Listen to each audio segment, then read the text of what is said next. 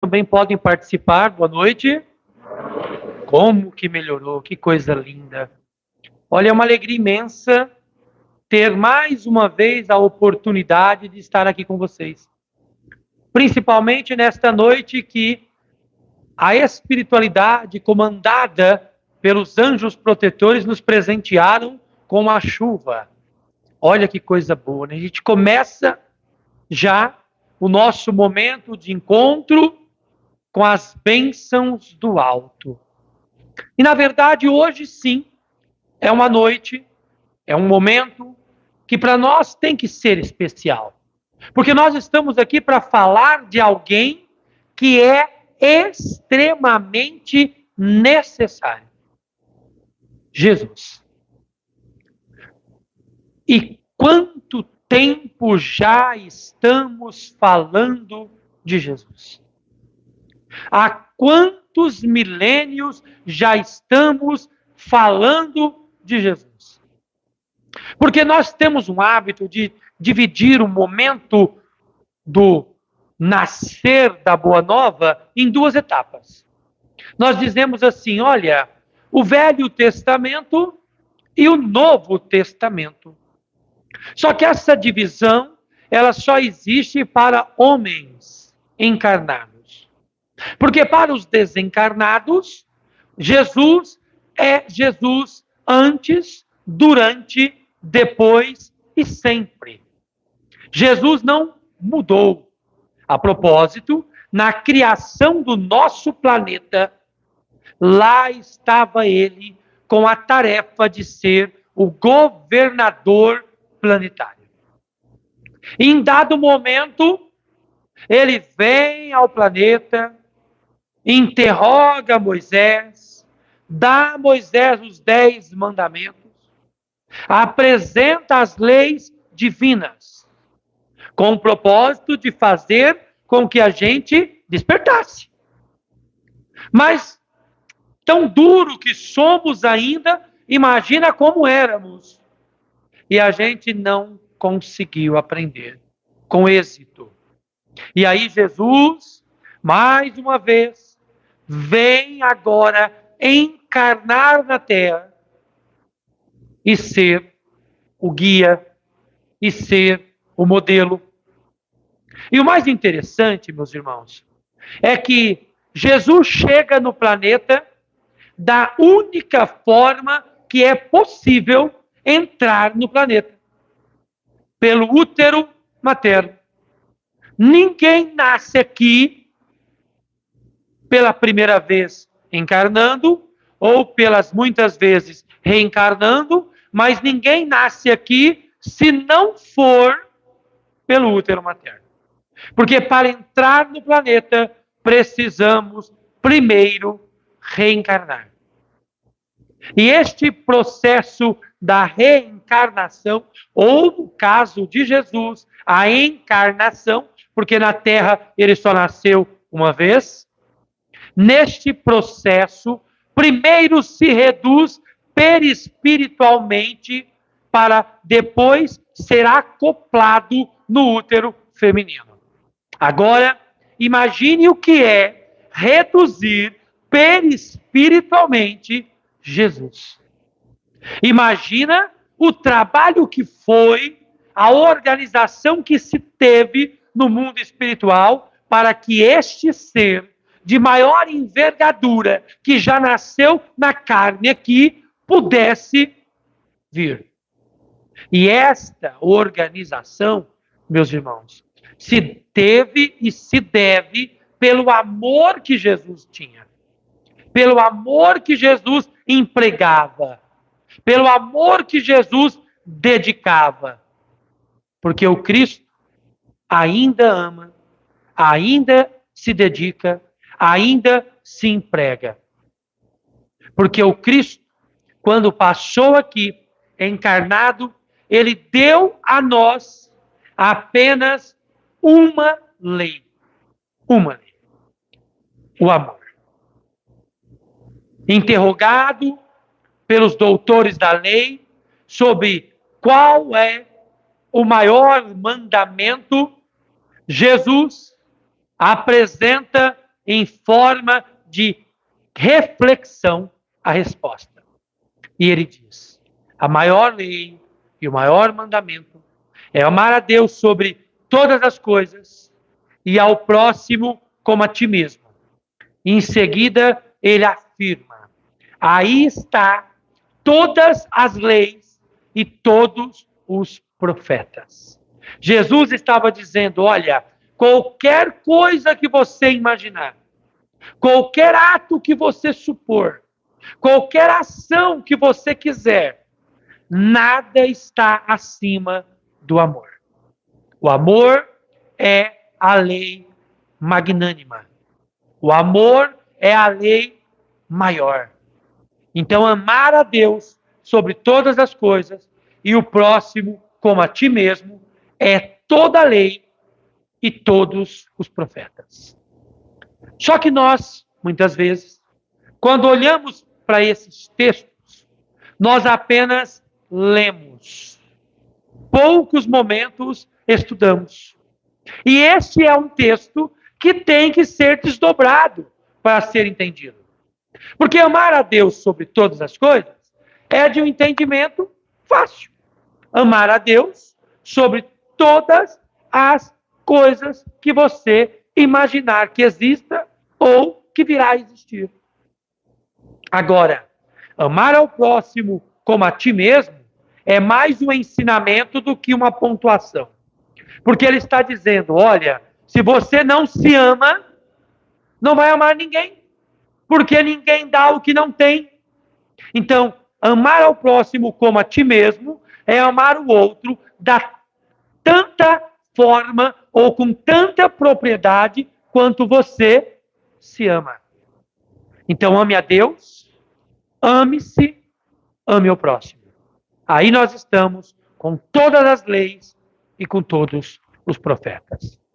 E aí, o Velho Testamento e o Novo Testamento se fundem em apenas uma coisa: o Evangelho, a Boa Nova, a ação de transformar-se e transformar vidas. Transformar-se e transformar vidas. Porque todas as vezes que você se transforma, você se torna um ponto de apoio ou algo a ser copiado. O próprio Cristo foi assim. O que Jesus fazia? Ele parava, ensinava, falava, doutrinava, levantava e fazia. Não foi assim com o lava-pés? Ele foi, falou da humildade, do serviço, de quem era maior era quem mais servia, levantou e foi lavar os pés. Foi mostrar como que devia ser feito. Ele não esperou que viesse aclamá-lo. Ele foi de encontro daqueles que precisavam. Seus escolhidos, os apóstolos, foram criaturas demasiadamente pequenas. Eram estes pescadores humildes, cobradores de impostos, perseguidores, pessoas que não tinham nada para o mundo, na visão do mundo, não tinha nada para oferecer. Mas Jesus foi lá e diz aquela célebre frase a Simão Pedro: venha, comigo você será pescador de homens. E Simão Pedro vai sem entender muito, e depois ele compreende a essência do que é buscar para Jesus criaturas, trazer para Jesus amor.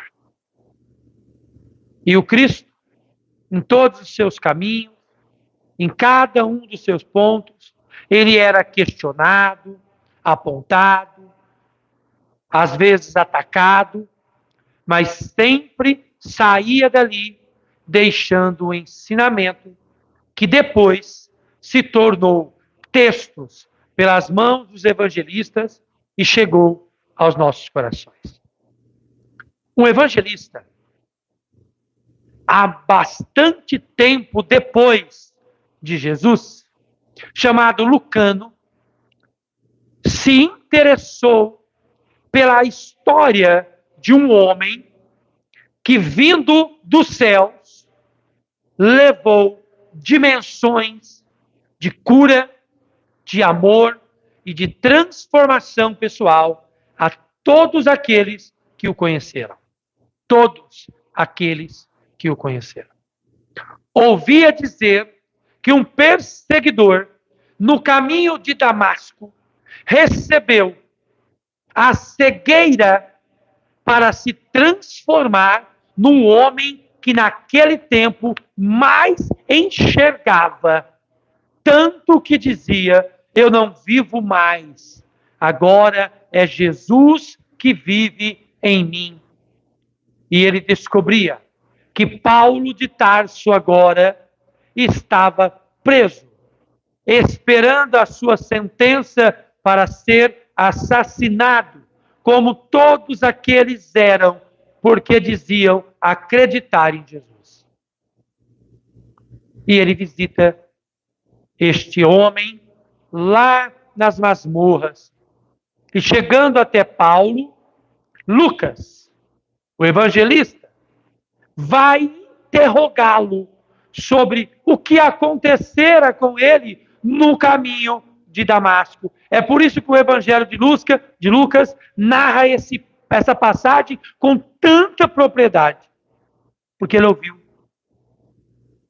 ele aprendeu, ele compreendeu. Em Atos dos Apóstolos, também de Lucas, ele traz essa dimensão do posterior à ressurreição. Do que aconteceu depois que Jesus morreu e ressurgiu. Do que aconteceu depois que Tomé tocou-lhe a ferida. Do que aconteceu depois da incumbência dada a Pedro de prosperar o evangelho. O que aconteceu depois com aquele jovem amigo chamado João, que foi dado-lhe a incumbência de cuidar da mãe Maria. E é Lucas que, apontado por Paulo, visita a casa do caminho. Uma pequena construção às margens do caminho, por onde desciam as criaturas até aquele ponto. E lá, nesta casinha, situada em Éfeso, Maria de Nazaré e João estavam cuidando das pessoas. Davam pouso, comida, abraços, ouvidos e amor. Maria ficava ao redor do fogão, como diz os dias de hoje, preparando a comida para acolher essas pessoas. João tratava logo de escrever o Evangelho segundo João e apresentar aos outros aqueles textos para que não se perdesse as palavras de Jesus. E Lucas, médico, porém cético, olhava para aquilo como alguém que estudava. E o Evangelho de Lucas foi escrito para os gentios, para aqueles que estudam, que querem compreender. É, sem dúvida, o Evangelho mais mariano, da anunciação à crucificação, da ressurreição aos Atos dos Apóstolos, apresentando-nos esta dimensão extraordinária de Jesus redivivo. E não precisamos mais ter o período da quaresma para que Jesus morra, ressuscite e eu desperte. Hoje, nós podemos ter o Cristo redivivo conosco em qualquer momento, em qualquer situação, em qualquer aprendizado. Trazer Jesus para todas as coisas e não apenas para as horas difíceis. De ter Jesus na hora das alegrias, das extremas diversidades da paz, e não apenas nos momentos de aflição. De ter Jesus dentro do seu lar, em todos os momentos, e não apenas preso nas páginas daquele livro que nós temos chamado Evangelho.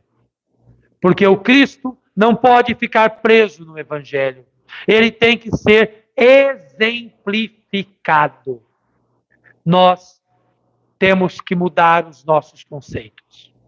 A espiritualidade tem dito muito para nós. Pare de falar de Jesus. Não precisamos mais falar de Jesus. Porque chegou o momento de sermos como Jesus. De fazermos o que Jesus fez. De exemplificarmos as ações do amor e com estas mostrar ao mundo o que é viver o cristianismo. Mostrar para o mundo o que é ser espírita.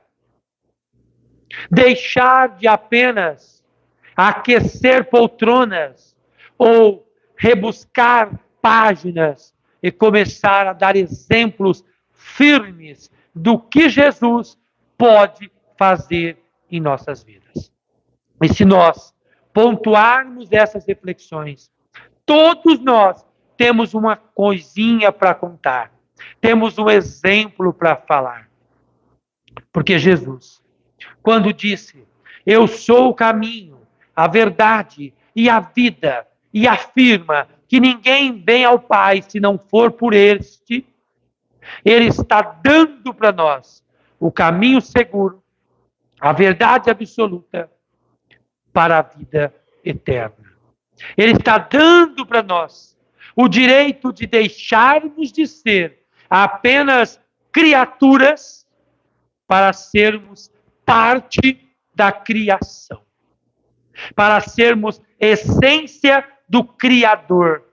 Para olharmos para as árvores, para olharmos para as pedras, para as cachoeiras, para a brisa e dizer, Deus está presente. Para ter convicção de que Jesus, onde estiver, 2, 3 ou mais em seu nome, lá ele estará. Para termos certeza, convicção de que ele está aqui, neste momento. Então, abra a alma. Traga para você o direito de tocar as vestes de Jesus como uma mulher hemorrágica, com fé. Apenas um toque do seu dedo, apenas uma pontuação da sua mão. Mas na certeza da alma que está tocando o santo, o transformador.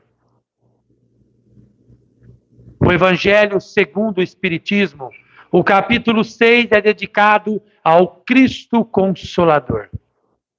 No item 4 e 5, vai nos pontuar o Espírito de verdade, ora próprio Jesus, a importância de nossa fé. E lá diz assim, orai e crede, a morte é a ressurreição e a vida são as provas a serem presenciadas e vividas. O que está nos afirmando os espíritos superiores? Que quando nós desencarnarmos, nós vamos viver com a morte 2 fenômenos. Quando o corpo físico morre, o primeiro fenômeno é a desencarnação. Quando o linhame é rompido, acontece a ressurreição.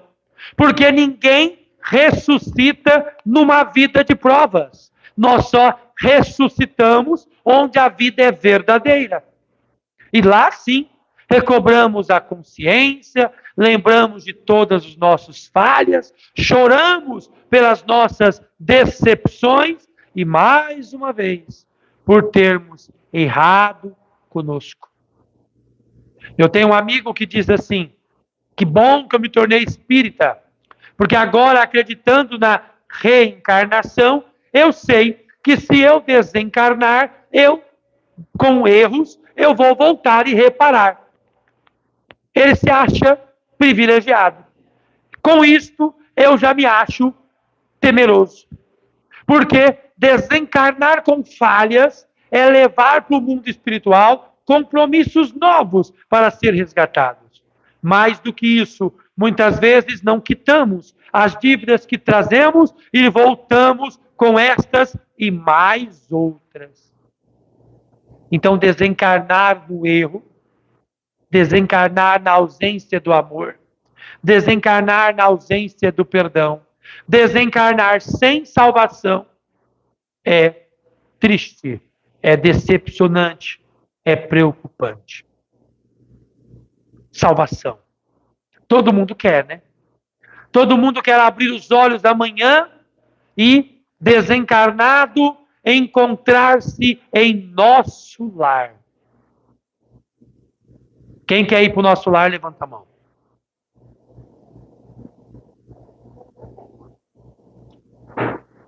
Ninguém quer ir. Tem, apareceu um espírito que vai para o nosso lar. Se manter a mão encarnada, vai hoje. Manter a mão levantada, vai hoje. Sabe por que a gente tem medo? Porque nós nos conhecemos. Nós temos medo porque sabemos que, de acordo com os meus pensamentos hoje, eu vou acordar em zonas densas. Você está falando umbral? Não. Eu estou falando 3 brau. Umbral é para espíritos bonzinhos. 2 brau, 3 brau, vai ficando complicado.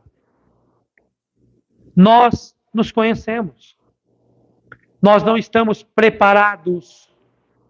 Mas é aí que está o nosso erro.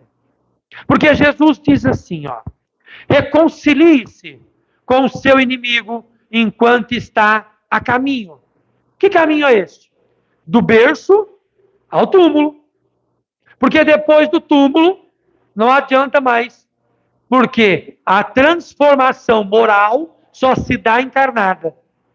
A intelectual se dá nos 2 planos. Mas a moral apenas encarnado. Então, se eu não mudar, se eu não me transformar agora, eu não conseguirei garantir que visitarei o nosso lar. Está em auge por causa do filme, né? E todo mundo quer ir. Mas também vemos as zonas densas no filme. E aprendemos que muitas e muitas vezes pensamentos destroem as nossas oportunidades. Pensamentos. Tem uma frase muito popular que diz assim: palavras ditas não voltam mais. Ponto final. Conhece? É verdade? É verdade. Só que ela está incompleta. O correto é dizermos: palavras ditas não voltam mais, vírgula, pensamentos também não. Ponto final. Porque quando pensamos, criamos um plasma, criamos um clichê mental, e que os espíritos superiores, ou medianos, ou inferiores, ou obsessores, enxergam. E aí eles começam a induzir-nos àquilo que mais perturba nossa alma. Eu não gosto do meu patrão. Eu acho o meu patrão mal educado. Aí os espíritos inferiores começam: seu patrão é muito grosseiro. Você vai deixar ele falar assim com você? Por que você não pega essa garrafa com água e joga água nele?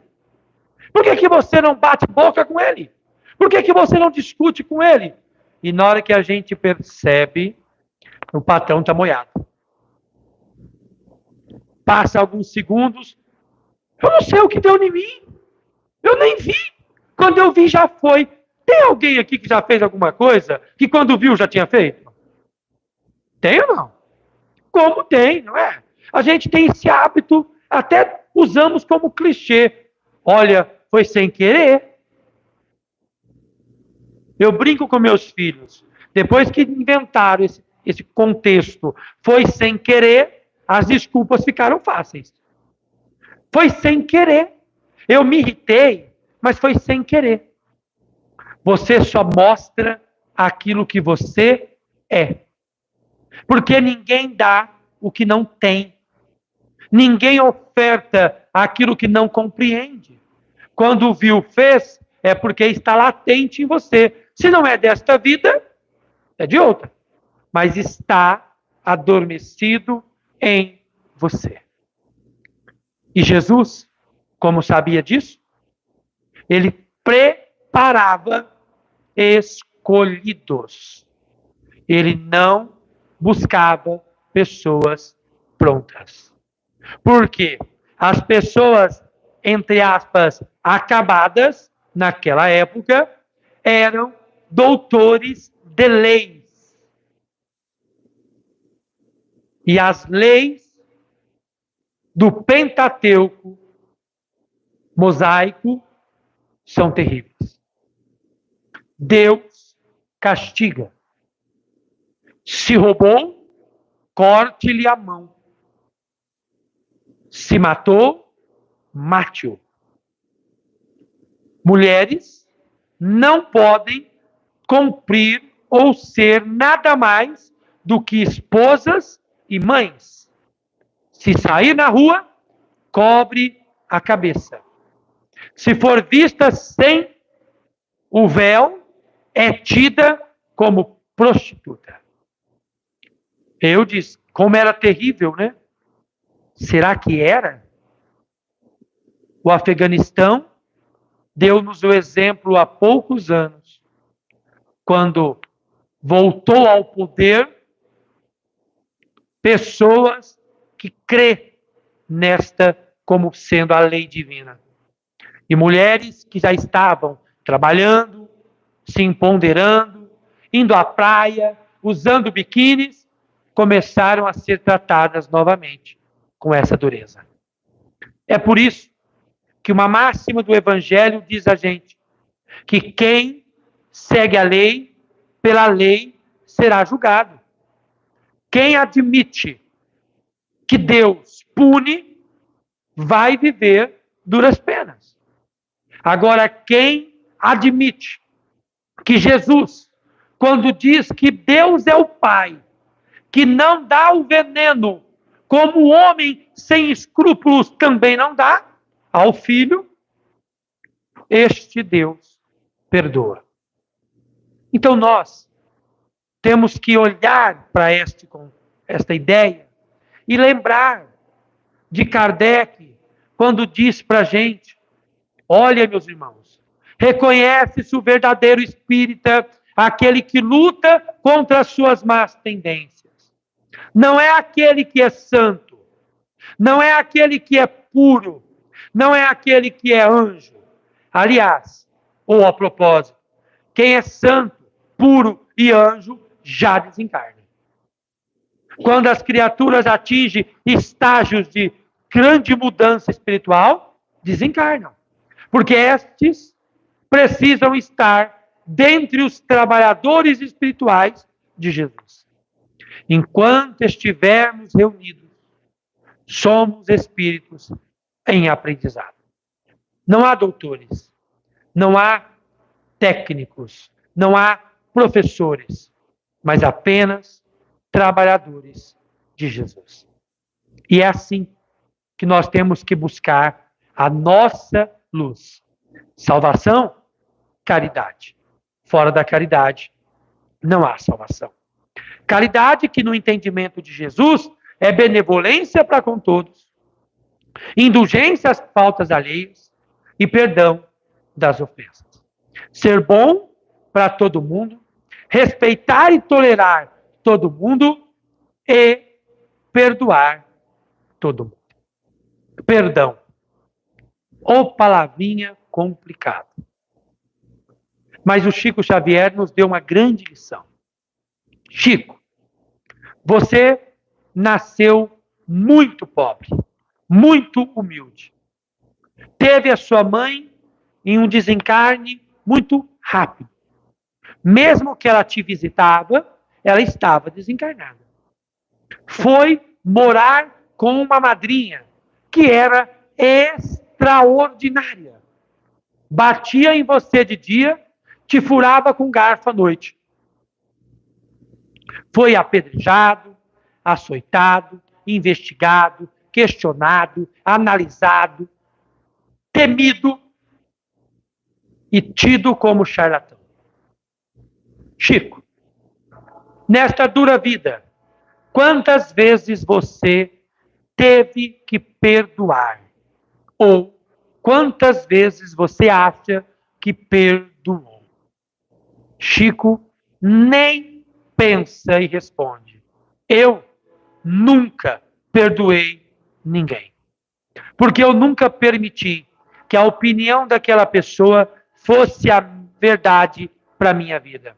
Eu nunca permiti que o outro tivesse a razão sobre as minhas ações. Nós falamos de perdão porque somos melindrosos. Eu não acredito que o fulano falou isso de mim. Logo o fulano que eu gosto tanto. Acredite, porque muitas vezes você também está falando coisas por aí que as pessoas não vão acreditar que você tenha dito. Somos imperfeitos. Precisamos reacender. E acender esta luz fica para nós um grande ensinamento da benfeitora Benedita Pimentel. Certa vez ela me disse: meu filho, a luz não está no fim do túnel. Repito, a luz não está no fim do túnel. Ela se encontra aonde você acender. Acenda-se. E fica para a gente, nesta noite, este grande pensamento. Acenda-se. Faça de sua vida uma extensão do Evangelho de Jesus. E que este Mestre do amor nos dê a sua paz, hoje e para sempre. Gratidão a todos.